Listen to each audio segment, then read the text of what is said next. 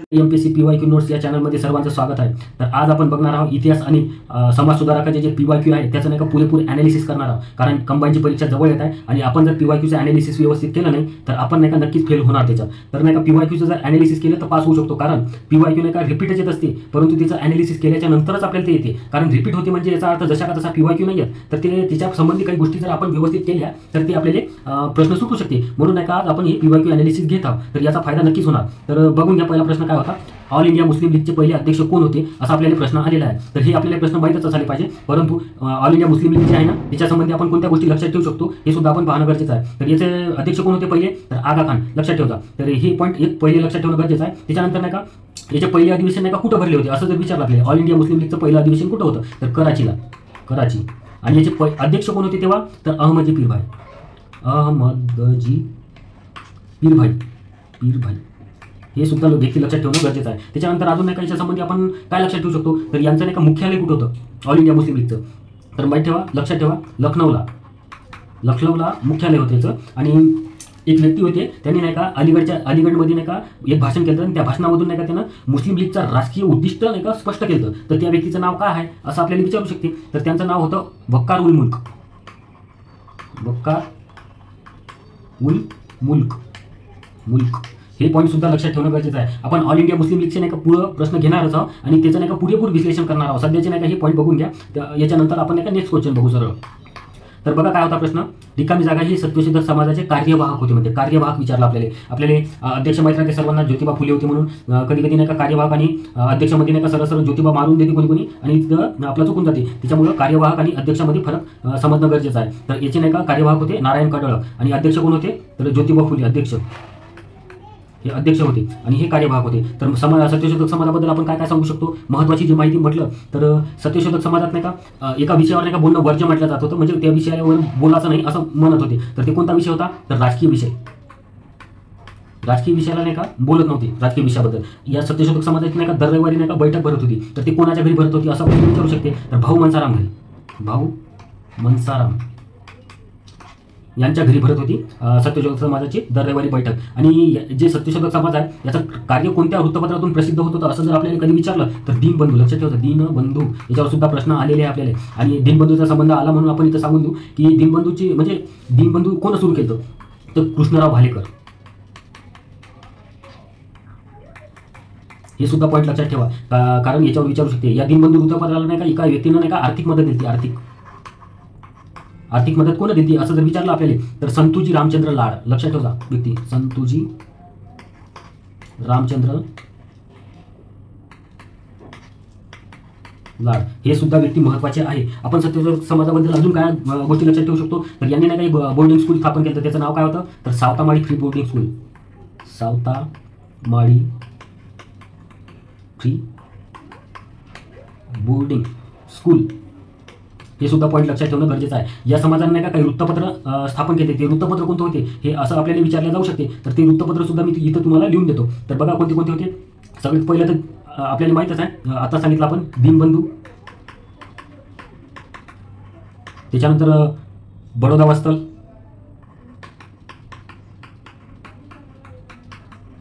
राघवभूषण, अंबालहरी, अजून एक शेतकऱ्याचा कैवारी,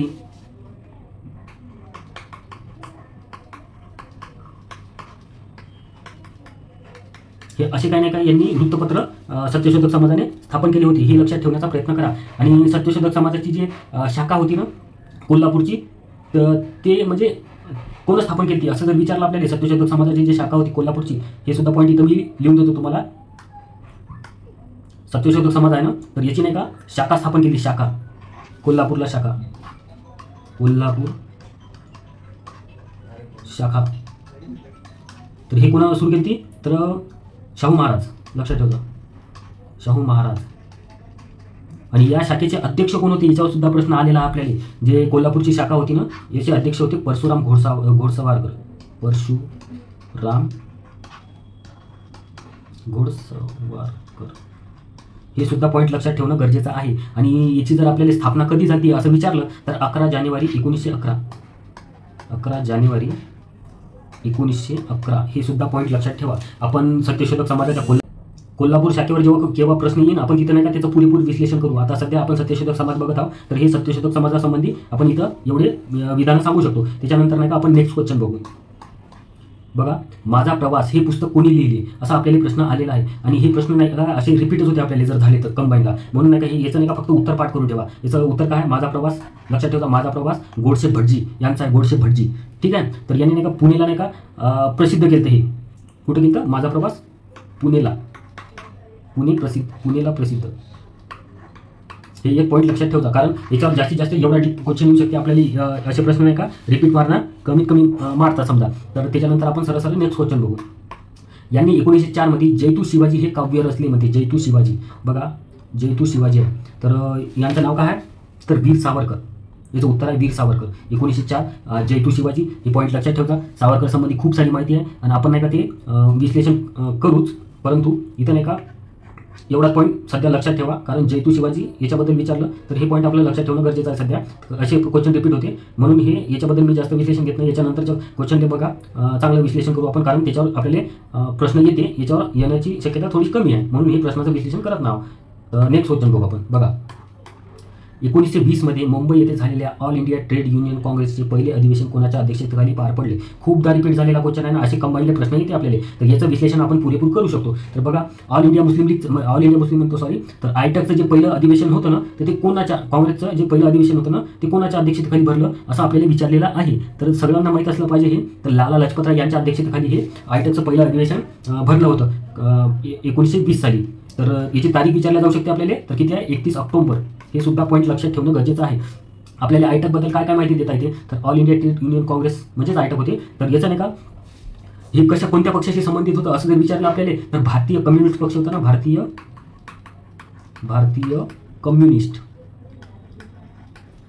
कम्युनिस्ट पक्षासंबंधी नाही का आयटकचा संबंध होता. याचे नाही का दुसरे अध्यक्ष विचारलं आपल्याला. हे तर पहिले माहीत झालं आपल्याला. तर दुसरे अध्यक्ष आपल्याला याच्यावर सुद्धा प्रश्न आलेले आहे, तर ते सुद्धा माहीत असले पाहिजे आपल्याला.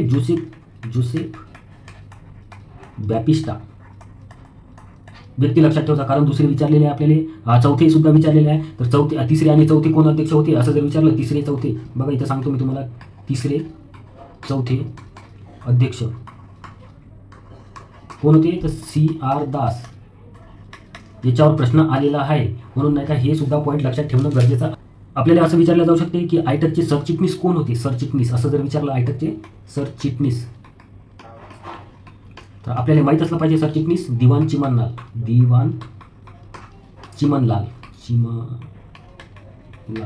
याच्यावर सुद्धा प्रश्न आलेला आहे, म्हणून हे सुद्धा पॉईंट लक्षात ठेवणं गरजेचं आहे. आणि अजून आपण जे लाला लजपतराय दिलेले आहे आपल्याला याच्यातनी, तर त्याच्या संबंधी काय काय सांगू शकतो आपण? तर यांनी नाही का पंजाबी वृत्तपत्र सुरू केलं होतं. पंजाबी वृत्तपत्र. अजून लाला लजपतरायबद्दल अजून वंदे मातरम उर्दू दैनिक सुद्धा सुरू केलं यानं. कोणतं? उर्दू दैनिक. तर वंदे मातरम हे सुद्धा पॉईंट लक्षात ठेवणं गरजेचं आहे. आणि कलकत्ता जे अखिल भारतीय विद्यार्थी परिषद होती ना, त्याचे सुद्धा अध्यक्ष होते. हे कशाचे? 1920लाच होते ते सुद्धा, हे लक्षात ठेवता. 1920ला जे कलकत्ता अखिल भारतीय अधिवेशन होतं.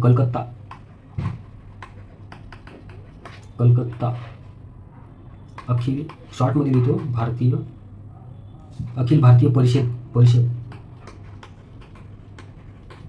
अध्यक्ष होते. हे सुद्धा लक्षात ठेवणं गरजेचं आहे. ठीक आहे. आणि यांनी नाही का आंतरराष्ट्रीय परिषदेत नाही का भाग सुद्धा घेतला होता. हे सुद्धा पॉईंट लक्षात ठेवता. आंतरराष्ट्रीय परिषदेत भाग. तर आयटक संबंधी नाही का अजून समोर जर प्रश्न आला तर त्याच्यावर नाही का आपण जास्त विश्लेषण करूच, तरी आता सध्या एवढे पॉईंट लक्षात ठेवण्याचा प्रयत्न करा. त्याच्यानंतर नेक्स्ट क्वेश्चन बघू आपण. ठीक आहे. बघा काय होता प्रश्न. मिशनऱ्यांच्या धर्मप्रसाराला उत्तर देण्यासाठी आपली पारंपरिक धार्मिक पुस्तके छापली पाहिजेत. बघा मी हायलाईट करतो, पारंपरिक पुस्तके छापली पाहिजे म्हणते. असा विचार करून रिकामी जागा यांनी ज्ञानेश्वरीच्या संशोधित आवृत्तीचे प्रकाशन केले. हे पॉईंट आपल्याला माहीत असला पाहिजे, कारण हे आपण वाचलेला राहते. ती पहिली छापील ज्ञानेश्वरी होई म्हणते. तर हे नाही का कोण म्हटलं होतं? तर बाळशास्त्री जांभेकर यांनी. तर हे पॉईंट लक्षात ठेवण्याचा प्रयत्न करा. आपण बाळशास्त्री जांभेकरबद्दल काय काय पॉईंट लक्षात ठेवू शकतो? तर बघा, हे नाही का मराठी भाषेचे पहिले वृत्तपत्र जे होते यांनी स्थापन केले. म्हणजे मराठी भाषेतलं जे वृत्तपत्र होतं ना, कोणतं होतं? बाळशास्त्री जांभेकरचं तर दर्पण होतं. दर्पण कधीच होतं असं जर विचारलं आपल्याला तर 1832 साली. 1832 हे सगळ्यात महत्त्वाचा पॉईंट आहे, कारण याच्यावर सुद्धा प्रश्न आलेले आहे आपल्याला, म्हणून मी सुरुवातीला ते पॉईंट तुम्हाला सांगत आहो. तर यांना नाही का सरकारने नाही का एक पदवी दिली, ती कोणती होती? तर justice of peace. Justice of peace. Justice of peace ही पदवी दिली. पदवी कोणाला म्हटलं? जांभेकरला. हे पॉईंट सुद्धा लक्षात ठेवणं गरजेचं आहे. आणि महाराष्ट्रातले पहिले बालबृहस्पती सुद्धा म्हणतात याला. कोणाला? जांभेकरला.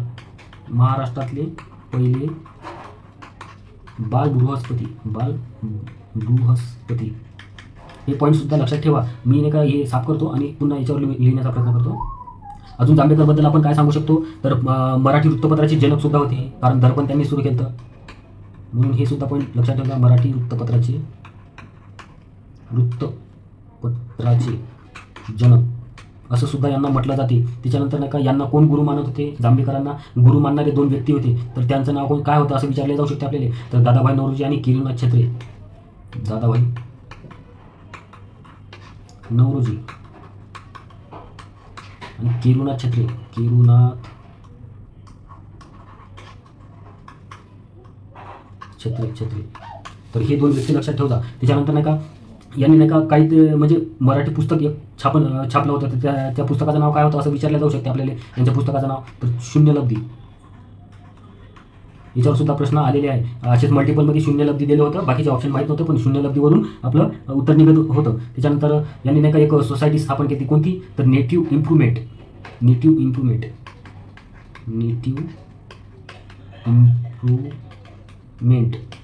नेटिव्ह इम्प्रुव्हमेंट सोसायटीची स्थापना यांनी केली होती असं लक्षात ठेवण्याचा प्रयत्न करा. महाराष्ट्रातले सगळ्यात पहिले म्हणजे महाराष्ट्रातले पहिले समाज प्रबोधक होते हे. इथे लिहून देतो. महाराष्ट्रातले पहिले समाज प्रबोधक. हे सुद्धा पॉईंट लक्षात ठेवणं गरजेचं आहे. त्याच्यानंतर अजून मी याच्यामध्ये काय लक्षात ठेवू शकतो आपण? जसं की आधुनिक महाराष्ट्राच्या जीवनाची गंगोत्री यांनी लिहिलं होतं, ते लक्षात ठेवता. यांना म्हटलं जाते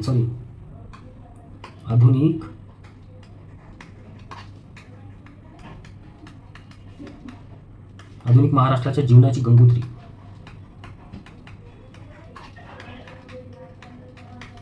हे सुद्धा पॉईंट लक्षात ठेवणं गरजेचं आहे. तर जांभेकर संबंधी नाही का आपण म्हणजे बाळशास्त्री जांभेकर संबंधी नाही का ही एवढ्या गोष्टी लक्षात ठेवू शकतो आपण. पण अजून नाही का याच्या संबंधी आपण काही म्हणजे महत्त्वाच्या गोष्टी आहेत, ते कोणत्या आहे? याने नाही का विद्या हेच बळ असं म्हणजे लिहिलं होतं एक. विद्या हेच बळ. आणि अजून काय म्हटलं होतं? तर विद्याभिलाषी व्हा आणि विद्याभ्यास करा. विद्याभिलाषी व्हा, विद्याभ्यास करा. लिहून देतो तुम्हाला. विद्याभिलाषी व्हा, विद्याभ्यास करा. विद्याभ्यास करा. हे सुद्धा पॉईंट लक्षात ठेवणं गरजेचं आहे. तर जांभेकर संबंधी नाही का आपण सध्या एवढे पॉईंट लक्षात ठेवू शकतो, कारण इथे लिहायला खूप सारे म्हणजे गोष्टी आहे, परंतु महत्त्वाच्या गोष्टी हे मला जे वाटलं ते मी इथं काढलेल्या आहे. त्याच्यानंतर नाही का आपण नेक्स्ट क्वेश्चन बघू. बघा काय होता क्वेश्चन. पुढील वाक्यात वर्णन केलेले ईस्ट इंडिया कंपनीचे प्रशासक कोण होते असं ओळखा. म्हणजे ईस्ट इंडिया कंपनीचे प्रशासक ओळखायला लागले आपल्याला, हे लक्षात ठेवता पहिले. आणि खाली विधान दिलेले आहे. ते मुंबईचे गव्हर्नर होते. त्यांनी पुण्यात नाही का रेसिडेंट म्हणून काम केले. रेसिडेंट. ते दक्षिण कमिशनर होते. त्याच्यानंतर मराठी भाषिकांचे गुणदोष त्यांना माहीत होते. रेसिडेंट म्हणून पुण्याला असताना पेशवाईचा कारभार जवळून पाहिला असं त्यांनी ऑप्शन दिलेले आहे. तर असे प्रश्न नाही का आपल्याला रिपीट होण्याची शक्यता असते, कारण हे कंबाईनच्या हिशोबाने हार्ड क्वेश्चन आहे. तर याचं नाही का उत्तर तर माहीत करूनच घेऊ आपण. त्याच्यानंतर महत्त्वाचा व्यक्ती आहे, त्या कारणाने याचं विश्लेषण सुद्धा करणं गरजेचं आहे आपल्याला. तर बघून घ्या याचं उत्तर काय आहे. तर पहिलाच ऑप्शन आहे माउंट स्टुअर्ट एल्फिन्स्टन. तर एल्फिन्स्टन संबंधी काय काय गोष्टी लक्षात ठेवू शकतो आपण. तर यांना नाही का आधुनिक महाराष्ट्राचा सल्लागार सुद्धा म्हणतात, लक्षात ठेवा. आधुनिक महाराष्ट्राचे सल्लागार होते. महाराष्ट्राचे पॉईंट लक्षात ठेवता, महत्त्वाचा पॉईंट आहे, कारण याच्यावर विचारले जाऊ शकते. यांनी नाही का मराठ्याचा पराभव केला, तर कोणत्या युद्धात केला असं जर विचारलं आपल्याला. मराठ्यांचा कोणत्या युद्धात केला? तर खडकी कोरेगाव. हे पॉईंट सुद्धा लक्षात ठेवणं गरजेचं आहे. यांना नाही का प्रथम नाही का दक्षिणेचा आयुक्त म्हणून नेमणूक केलं. दक्षिणेचा इथं दक्षिण कमिशनर होते म्हणते ना, तर दक्षिणेचा आयुक्त होता.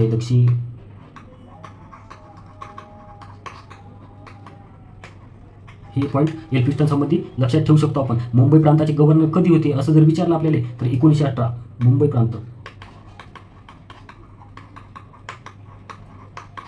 गव्हर्नर तर 1918ला होते. हे सुद्धा पॉईंट लक्षात ठेवू जा. त्याच्यानंतर नाही का यांनी पदाचा राजीनामा दिलता तर कधी दिलता असं जर विचारलं आपल्याला तर 1827ला राजीनामा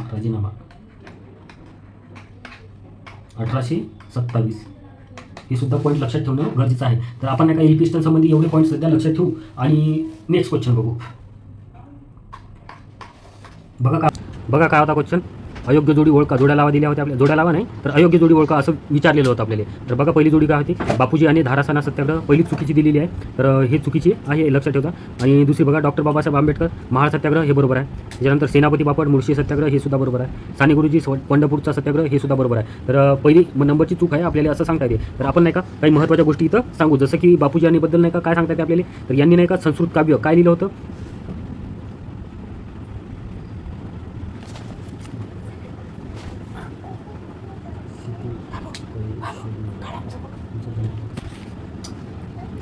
तर बापूजी यांनी नाही का एक सत्याग्रह केला. त्या सत्याग्रहाचं नाव काय होतं तर पुसद जंगल सत्याग्रह. पुसद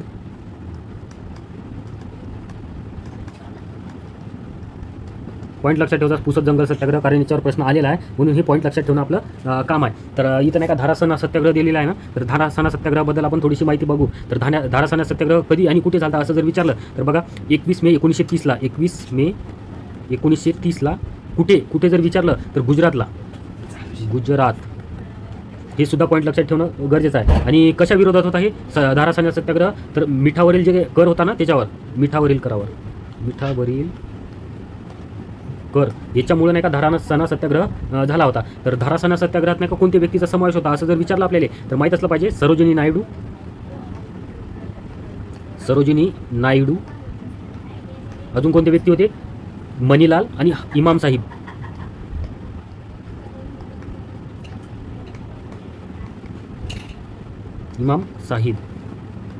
हे 3 व्यक्ती नाही का धारासना सत्याग्रहात होते. यांनी म्हणजे नेतृत्व केलं. या तिघांनी नेतृत्व. तर धारासना सत्याग्रहात या तिघांनी नेतृत्व केलं हे असं आपण लक्षात ठेवू शकतो. त्याच्यानंतर नाही का इथं महाड सत्याग्रह दिलेला आहे. तर महाड सत्याग्रहाबद्दल आपण थोडंसं पाहू. तर बघा महाड सत्याग्रह हे कोणी केला तर आपल्याला तर माहीतच झालं डॉक्टर बाबासाहेब आंबेडकर. तर कधी केला असं जर विचारलं आपल्याला तर मार्च 1927. किती मार्च तर 20 मार्च 1927ला. आणि हे कशासंबंधी होता तर सामाजिक स्थलीय सबलीकरण संबंधी. म्हणजे महाड सत्याग्रह कशासंबंधी होता तर सामाजिक सबलीकरण.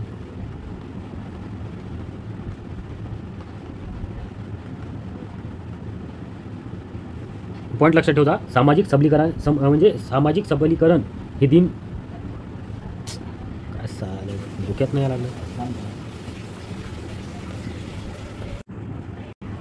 यानंतर आपण नेक्स्ट क्वेश्चन बघू. तर बघा काय होता प्रश्न. मराठी बालरंगभूमीची चळवळ रिकामी जागाने सुरू केली असं विचारलेलं आहे आपल्याला. असे कंबाईनले क्वेश्चन आपल्याला आले तर रिपीटच येते म्हणून आपण नाही का याचं उत्तर पाहून समोर जाणं आपलं काम आहे. तर बघा काय होतं ऑप्शनमध्ये सुलभा देशपांडे, अरविंद देशपांडे, ज्योत्स्ना मोहोले आणि सुधा करमकर. तर सुधा करमकर याचं उत्तर आहे. पाठ करून ठेवा. आणि इथं नाही का जर आपण याच्यानं जातो म्हटलं लॉजिकनं तर हे चुकून जाते आपलं ऑप्शन म्हणून नाही का हे पाठ करून ठेवा. त्याच्यानंतर नाही का आपण नेक्स्ट क्वेश्चन बघू. बघा जोड्या लावत प्रश्न आला होता आपल्याला आणि महत्त्वाचे प्रश्न आहे म्हणजे महत्त्वाचा प्रश्न आहे कारण याच्यासंबंधी आपल्याला पूर्वीसुद्धा प्रश्न आलेले आहे. तर बघा इथं दिलेलं आहे गुराखी कुठचं होतं तर मुंबईचंच होतं हे बरोबर आहे. त्याच्यानंतर प्रतोद कुठचं होतं साताऱ्याचं. त्याच्यानंतर अरुणोदय कुठचं होतं ठाण्याचं. त्याच्यानंतर विश्ववृत्त हे होतं कोल्हापूरचं. एवढे पॉईंट आपलं लक्षात ठेवू शकतो आपण. तर गुराखी संबंधी नाही का आपण काही महत्त्वाच्या गोष्टी लक्षात ठेवणं गरजेचं आहे. जसं की याची स्थापना कधी झाली म्हणजे गुराखी सुरू कधी झालं तर 26 मार्च 1899.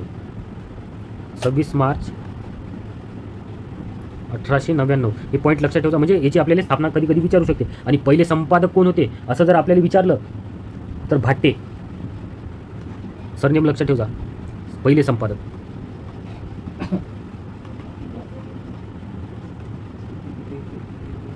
कोण होते भाट्टे. आणि याच्यावर नाही का म्हणजे खटला होता कशा म्हणजे कोणता होता तर राजद्रोह केला म्हणते. राजद्रोहाचा खटला होता या वृत्तपत्रावर. हे सुद्धा पॉईंट लक्षात ठेवणं गरजेचं आहे. त्याच्यानंतर नाही का आपण अरुणोदयबद्दल थोडीशी माहिती बघू. बघा अरुणोदय वृत्तपत्र. तर हे कोणी सुरू केलं आपल्याला असा प्रश्न विचारू शकते. तर काशीनाथ विष्णू फडके.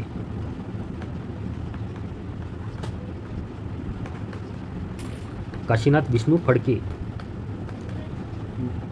आणि त्याच्यानंतर नाही का सर्वप्रथम नाही का यानं नाही का बातमीदार किंवा वार्ताहर नेमण्याचा सुरुवात कोणी केली असा प्रश्न आलेला आपल्याला. म्हणजे प्रथमच नाही का बातमीदार किंवा वार्ताहर असं कोणत्या वृत्तपत्रानं सुरू केलं. तर हे अरुणोदयनं काय केलं, बातमीदार किंवा वार्ताहर सुरू करण्याचं काम कोणतं केलं, कोणत्या वृत्तपत्रानं केलं, तर अरुणोदयनं. हे सुद्धा लक्षात ठेवणं गरजेचं आहे आपलं. सामाजिक आणि राजकीय प्रश्नावरच भर होता या वृत्तपत्राचा. कोणत्या प्रश्नावर भर, सामाजिक राजकीय या दोनच प्रश्नावर नाही का या अरुणोदय वृत्तपत्राचा प्रभाव होता समजा. आणि कोणी सुरू केलं असं जर विचारलं आपल्याला तिथं सांगितलंच आपण काशीनाथ विष्णू फडके यांनी. आणि संपादकाचे काम कोण पाहत असं जर विचारलं आपल्याला, म्हणजे जे अरुणोदय वृत्तपत्र होतं याचं नाही का संपादनाचं काम कोण पाहत होते, संपादक कोण होते असं जर विचारू शकते आपल्याला. तर रघुनाथ शास्त्री हे सुद्धा पॉईंट लक्षात ठेव जा. त्याच्यानंतर नाही का याचा म्हणजे या अरुणोदय जे वृत्तपत्र होतं ना याचा संबंध कोणाशी होता असं जर विचारलं आपल्याला, तर धोंडो काशीनाथ फडके.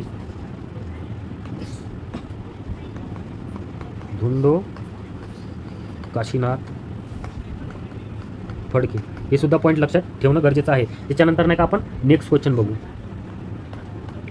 बघा काय होता प्रश्न, देवदासी प्रथेला प्रतिबंध करण्यासाठी विठ्ठलरामजी शिंदे यांच्यासोबत कार्य केलं असं विचारलेलं आहे आपल्याला. म्हणजे देवदासी प्रथा होती एक, तर त्या प्रथेसंबंधी नाही का विठ्ठलरामजी शिंदे यांच्यासोबत कोणा कार्य केलं आपल्याला असं विचारलेलं आहे. तर इथं नाही का ऑप्शनमध्ये बघा शिवराम जानबा कांबळे, B.R. आंबेडकर, M.G. रानडे, शाहू महाराज असे 4 ऑप्शन दिलेले होते. तर याचं उत्तर काय असायला पाहिजे, शिवराम जानबा कांबळे.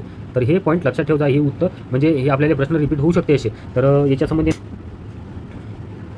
इथं विठ्ठलरामजी शिंदे दिलेले आहे. तर यांच्यासंबंधी आपल्याला काही विधानं लक्षात ठेवणं गरजेचं आहे. जसं की यांचा कार्यकाळ जे होता, कार्यकाळ म्हटल्यापेक्षा यांचा जन्ममृत्यू आपल्याला लक्षात ठेवणं गरजेचं आहे, कारण त्याच्यावर सुद्धा आपल्याला प्रश्न सुटू शकते. तर 1873 साली यांचा जन्म झाला आणि मृत्यू कधी झाला, तर 1944 साली. हे पॉईंट एक लक्षात ठेवता, कारण याच्यावरून आपल्याला प्रश्न सुटू शकते. यांनी नाही का थिएस्टिक डिरेक्टरी यांनी नाही का थिएस्टिक डिरेक्टरी हे स्थापन केलं होतं. तर हे पॉईंट लक्षात ठेवणं. कोणतं साप्ताहिक लिहिलं असं जर आपल्याला विचारलं, तर उपासना. आणि माझ्या आठवणी आणि अनुभव हे यांनी कुठं लिहिलं असं जर विचारलं, कोणतं पहिले ते लिहून देतो, माझ्या आठवणी व अनुभव हे कुठं लिहिलं, तर कोणतं कारागृह होतं ते, तर येरवाडा तुरुंगात, येरवाडा. हे सुद्धा पॉईंट लक्षात ठेवजा. इथं नाही का विठ्ठलरामजी शिंदे संबंधी एवढ्या गोष्टी आपण पाहू आणि समोरचा प्रश्न घेऊ. बघा काय होता प्रश्न, रिकामी जागा ही आधुनिक काळातील पहिले मराठी नाटक होती म्हणते. तर या मराठी नाटकावर आपल्याला आधीसुद्धा प्रश्न आलेले आहे. तर याचं उत्तर आहे सीता स्वयंवर. तर या सीता स्वयंवरवर नाही का आपल्याला काही गोष्टी लक्षात ठेवणं गरजेचं आहे. जसं की सीता स्वयंवर कोणी लिहिलं असं प्रश्न आपल्याला विचारू शकते पुढे चालून. तर विष्णुदास भावे यांनी लिहिलं. आणि कधी लिहिलं असं जर विचारलं, तर 1843 साली. हे सुद्धा पॉईंट लक्षात ठेवजा. त्याच्यानंतर नाही का आपण नेक्स्ट क्वेश्चन बघू, कारण सीता स्वयंवरबद्दल जास्त आपण काही माहिती देऊ शकत नाही. त्याच्यानंतर बघा, खालीलपैकी कोणते राज्य राज्यकारभाराचे निमित्त करून ब्रिटिशांनी खालसा केले. असं म्हणजे गैरकारभारामुळे नाही का ब्रिटिशांनी खालसा केलेलं राज्य कोणतं असं आपल्याला विचारलेलं आहे. बघा ऑप्शनमध्ये काय दिलेलं आहे, नागपूर, सातारा, अवध आणि झाशी हे 4 राज्य दिलेले आहे. तर नाही का याचं उत्तर काय आहे, तर अवध. का हे सर्वच राज्य नाही का खालसा केलेले आहे. तर कधी केले हे आपल्याला माहीत असलं पाहिजे. जसं की अवध नाही का 1856 साली केलं, तर हे गैरकारभारामुळे केलं. तर बाकीचे सुद्धा केलेले आहे. तर ते कधी केले, तर नागपूर नाही का 1854ला केलं, 1854ला नागपूर. मग सातारा कधी केलं, तर 1848ला. सर्वात आधी साताराच केलं. आणि त्याच्यानंतर झाशी दिलेलं आहे. तर हे कधी केलं, तर 1853 साली. तर हे नाही का आपण नाही का क्रमानच पाहू. सर्वात आधी हे नाही का खालसा कोणी केले असं जर आपल्याला विचारलं, तर डलहौसी. याच्यावर आपल्याला खूप सारे प्रश्न आलेले आहे डलहौसीवर. तर हे व्यक्ती आपल्याला लक्षात ठेवणं गरजेचं आहे. याने नाही का कोणता सिद्धांत लागू केला डलहौसीनं असं जर विचारलं आले आपल्याला कधी, तर व्यपंगत सिद्धांत.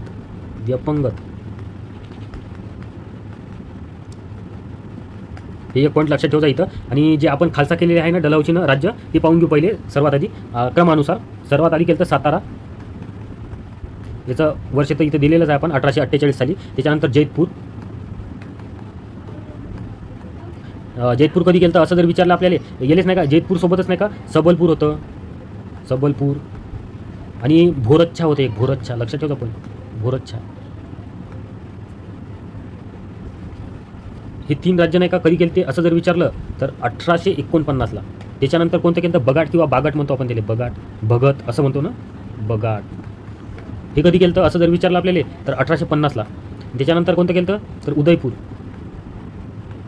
हे कधी केलं तर हे केलं 1852ला.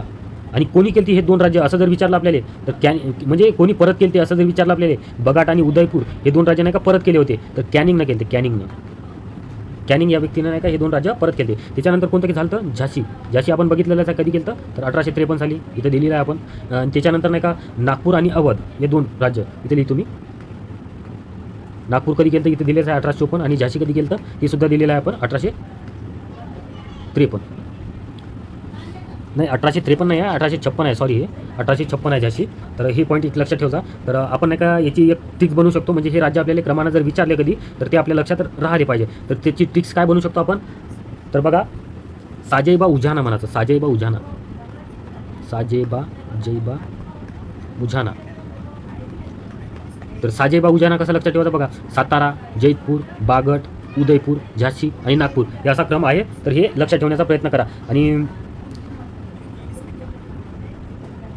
असं जर विचारलं आपल्याला कधी की व्यपंगत सिद्धांतानुसार या राज्यापैकी कोणत्या राज्य खालचं झालं, जसं की आपल्याला इथं विचारलं ना, गैर कारभारामुळे नाही का अवध की झालं, तर नाही का व्यपंगत सिद्धांतानुसार कोणतं राज्य खालचं झालं असं जर विचारलं तर सातारा हे व्यपंगत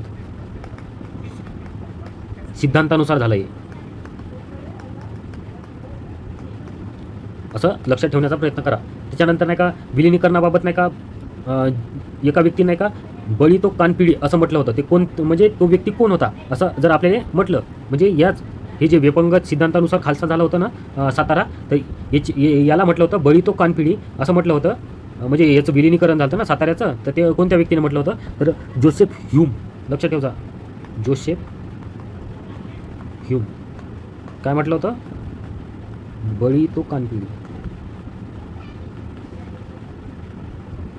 हे पॉईंट लक्षात ठेवा, कारण हे बऱ्याच जणांना नाही का माहीत राहत नाही, म्हणून हे पॉईंट लक्षात ठेवणं गरजेचं आहे. म्हणजे व्यपंग सिद्धांतानुसार जे साताराचं विलिनीकरण झालं ना, तर त्या विलिनीकरणास बळी तो कानपिढी असं कोण म्हटलं तर जोसेफ ह्यूम. हे पॉईंट लक्षात ठेवण्याचा प्रयत्न करा. त्याच्यानंतर नाही का आपण नेक्स्ट क्वेश्चन बघू.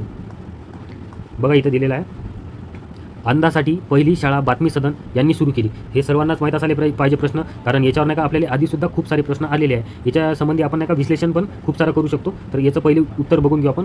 तर ऑप्शन काय होते, पंडिता रानडे, पंडिता रमाबाई, धोंडो केशव कर्वे, रधो कर्वे. तर असे काही ऑप्शन होते. तर याचं उत्तर आहे पंडिता रमाबाई. हे लक्षात ठेवण्याचा प्रयत्न करा. तर पंडिता रमाबाईबद्दल आपण नाही का कोणत्या गोष्टी लक्षात ठेवू शकतो. बघा पंडिता रमाबाईबद्दल नाही का काही गोष्टी आपल्याला लक्षात ठेवण्यासारख्या आहे. बघा सर्वात आधी नाही का आपल्याला पंडिता रमाबाईचा जन्म कधी झाला हे माहीत पाहिजे, कारण याच्यावर सुद्धा आपल्याला येऊ शकते. आपल्याला कार्यकाळ आला तर आपल्याला आला पाहिजे. 23 एप्रिल 1858ला, 1858. आणि मृत्यू कधी झाला असं जर विचारलं तर 1922. हे सुद्धा पॉईंट लक्षात ठेवता. याचा कार्यकाळ यांच्याहून आपल्याला समजून जाते. याच्या संबंधी नाही का काही महत्त्वाचे पॉईंट बघू आपण. जसं की शारदा सदन यांनी स्थापन केलं. शारदा सदन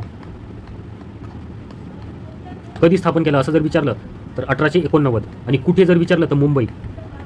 हे पॉईंट लक्षात ठेवता. त्याच्यानंतर नाही का शारदा सदनमध्ये नाही का पहिली विद्यार्थिनी जर विचारले आपल्याला विद्यार्थिनी, तर शारदा गंधे, शारदा गंधरे याच्यावर प्रश्न आलेला आपल्याला. आणि पहिली विद्यार्थिनी तर ही झाली. आणि पहिली विधवा असं जर विचारलं तर आनंदीबाई कर्वे किंवा बाया कर्वे म्हणतो आपण त्याला. आनंदीबाई कर्वे, बाया कर्वे आपल्याला विचारलं होतं, म्हणून आनंदीबाई कर्वे किंवा बाया कर्वे असं लक्षात ठेवता. शारदा सदनचं स्थलांतर कुठं झालं तर असं जर विचारलं आपल्याला तर पुण्याला. हे सुद्धा पॉईंट लक्षात ठेवणं गरजेचं आहे. पुण्याला कधी झालं तर 1890ला. आणि सल्लागार मंडळ होते या शारदा सदनचं, याच्यावर आपल्याला प्रश्न आलेला आहे. त्या सल्लागार मंडळात किती व्यक्ती होते आणि कोण होते असं आपल्याला विचारलेलं आहे. 3 व्यक्ती होते. त्यांचं नाव जर विचारलं तर KT तेलंग होते पहिले, इथे शॉर्टमध्ये लिहितो मी, तेलंग, रानडे, आणि एक होते भांडारकर. या 3 व्यक्तीचा समावेश शारदा सदनच्या सल्लागार मंडळात होता, भांडारकर. तर हे 3 व्यक्ती पाठ करून ठेवा. याच्यावर जर आपल्याला रिपीट क्वेश्चन आला तर आपल्याला आला पाहिजे. अजून नाही का आपण याच्यासंबंधी जे महत्त्वाच्या जे संस्था आहे ना, जसं की बातमी सदन आपण सांगितलं, तर बाकीचे सुद्धा सदन आपण इथं बघून घेऊ. तर बघा यांनी नाही का पंडिता रमाबाईंना मुक्ती सदन स्थापन केलं होतं. मुक्ती सदन कधी केलं तर ते सुद्धा लिहितो मी इथं 1896ला. आणि हे नाही का कुठं होतं, पुणे केडगाव. पुणे केडगाव हे सुद्धा पॉईंट लक्षात ठेवता. हे पहिलं झालं. दुसरं कोणतं सांगता येते आपल्याला तर कृपा सदन.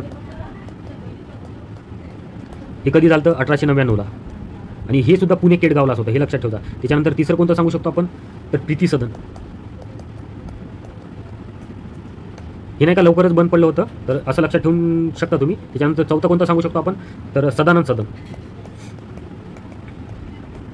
त्याच्यानंतर नाही का बातमी सदन तर आपण इथं पाहिलेलंच आहे. तर बातमी सदन एक त्याच्यात लक्षात ठेवण्याचा प्रयत्न करा. तर हे असे काही महत्त्वाचे सदन होते, हे सुद्धा इथं पाठ करून ठेवण्याचा प्रयत्न करा. त्याच्यानंतर नाही का इथं आपण एक आर्य महिला समाज सांगू शकतो. आर्य महिला समाज. आर्य महिला ही कुठं स्थापना झाली तिची 1882ला झाली आणि कुठं झाली तर पुणेला. हे सुद्धा पॉईंट लक्षात ठेवता. आणि या शारदा सदनमध्ये नाही का काही जे कोणत्या बाया होत्या, म्हणजे बाया म्हणजे महिला होत्या असं विचारलेलं आहे आपल्याला प्रश्न. तर ते आपल्याला माहीत असल्या पाहिजे. 4 महिला होत्या याच्यात. काशीबाई कानिटकर,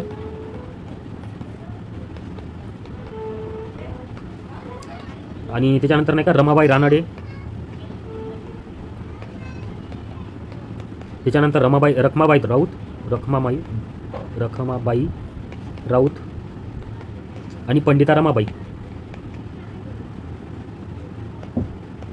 तर हे 4 स्त्रिया नाही का आर्य महिला समाज मध्ये होत्या असं लक्षात ठेवण्याचा प्रयत्न करा. त्याच्यानंतर नाही का आपण पंडिता रमाबाईंनी काही संपदा लिहिल्या होत्या, ते सुद्धा आपण इथं बघून घेऊ. तर बघा कोणत्या कोणत्या होत्या तर बायबलचे नाही का यांनी मराठीत भाषांतर केले, हे लक्षात ठेवा. बायबल याचं नाही का बायबलचं मराठी भाषांतर. आणि अजून काय सांगता येते तर यांनी नाही का स्त्री धर्मनीती हे ग्रंथ लिहिला होता. नवा करार, माझी साक्ष, त्याच्यानंतर शब्दबीज,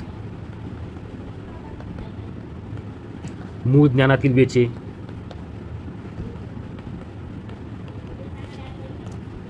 त्याच्यानंतर अजून सांगू शकतो आपण हिब्रू भाषेचे नाही का व्याकरण लिहिलं होतं यांनी. इकडे लिहितो मी.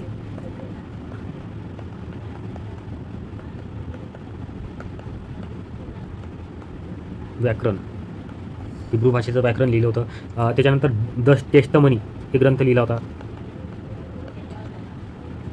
हे सुद्धा पॉईंट लक्षात ठेवता. त्याच्यानंतर नाही का यांनी नाही का एक महत्त्वाचं पुस्तक म्हणजे आपल्याला खूपदा विचारलेलं आहे, तर ते कोणतं होतं the high caste Hindu woman.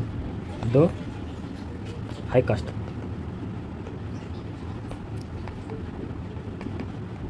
Hindu woman. हे सुद्धा पॉईंट लक्षात ठेवण्याचा प्रयत्न करा. इथं नाही का पंडित रमाबाई संबंधी आपण सर्व पॉईंट बघितलेले आहे. तरी आपण नेक्स्ट क्वेश्चन बघू. बघा काय होता क्वेश्चन. पुढील वाक्य कोणाबद्दल लिहिली आहे असं आपल्याला विचारलेलं आहे. ते 20व्या वर्षी MA झाले म्हणते. ते बॅरिस्टर होण्यासाठी नाही का इंग्लंडला गेले म्हणते.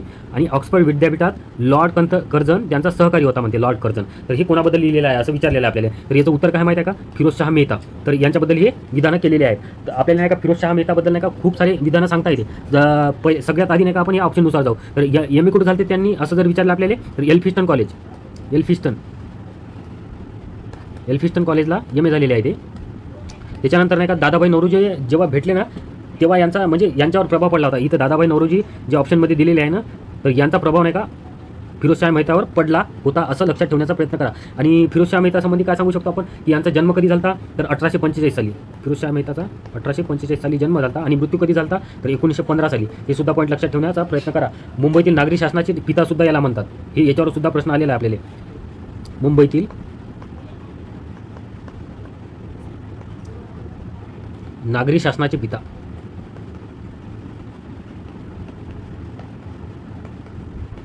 हे सुद्धा पॉईंट लक्षात ठेवण्याचा प्रयत्न करा. त्याच्यानंतर नाही का यांनी बॉम्बे असोसिएशनचे रूपांतर कशात केले. बॉम्बे असोसिएशन होती ना, मी हे खोडतो पुन्हा लिहितो. फिरोजशाह मेहता यांनी बॉम्बे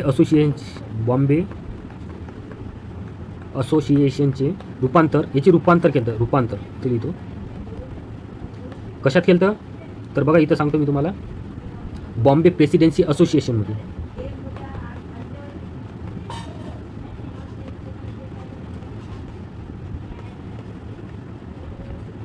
तर बॉम्बे असोसिएशन होती 1852ची आणि ही होती 1884 सालीची.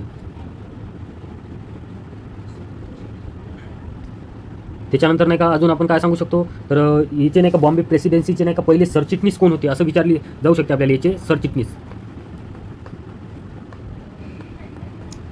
तर बघा, फिरोजशाह मेहता पहिले व्यक्ती, त्याच्यानंतर दिनशाह वाच्छा, त्याच्यानंतर केटी तेलंग, हे 3 व्यक्ती नाही का याचे सरचिटणीस होते असं आपण सांगू शकतो. त्याच्यानंतर नाही का मुंबई महापालिकेचे नाही का हे अध्यक्ष सुद्धा होते, मुंबई महापालिकेचे अध्यक्ष.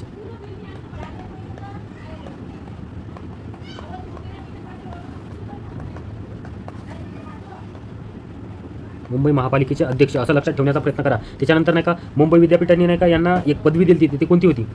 हे तर मुंबई खोडतो, पुन्हा लिहितो. फिरोजशाह मेहता यांना नाही का मुंबई विद्यापीठाने, या मुंबई विद्यापीठाचे कुलगुरू सुद्धा होते. हे कुलगुरू पहिले लक्षात ठेवजा, कुलगुरू. आणि या विद्यापीठांना नाही का त्यांना एक पदवी दिली होती, कोणती होती? LLD. हे सुद्धा पॉईंट लक्षात ठेवजा. आणि हे कुलगुरू कधी होते असं जर विचारलं तर 1915 साली, जेव्हा ते म्हणजे ज्या वर्षी त्यांचा मृत्यू झाला ना त्याच वर्षी ते कुलगुरू सुद्धा होते. ब्रिटिश सरकारने यांना किताब दिलता, कोणता दिलता? CIE किताब, असं लक्षात ठेवजा. किताब CIE हा किताब ब्रिटिश प्रशासनाने त्यांना दिलता, ब्रिटिश सरकारने असं आपण म्हणू शकतो. त्याच्यानंतर नाही का कर्जनच्या जे हे होती ना, त्याच्यानंतर नाही का यांनी कर्जनचं जे एक बिल होतं युनिव्हर्सिटी बिल, त्याला विरोध सुद्धा केला. युनिव्हर्सिटी बिल, युनिव्हर्सिटी बिल कोणाचं होतं? कर्जनचं. याला नाही का विरोध केला त्यांनी, विरोध, असं लक्षात ठेवायचं, विरोध. मुंबई काउन्सिलमध्ये नाही का विरोधी पक्षनेते सुद्धा होते, विरोधी पक्षनेते.